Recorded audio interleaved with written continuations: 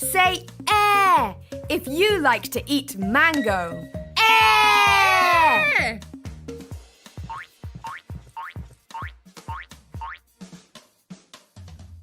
Oh, look! There are 3 mangoes in this tree. Kids, can you help letter E to choose the letter E mango? Remember, it looks just like our good friend letter E.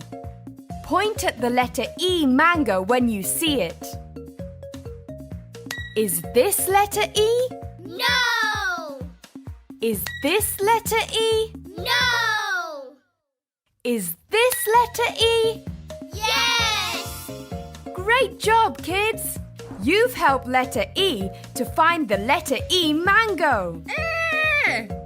Let's celebrate together!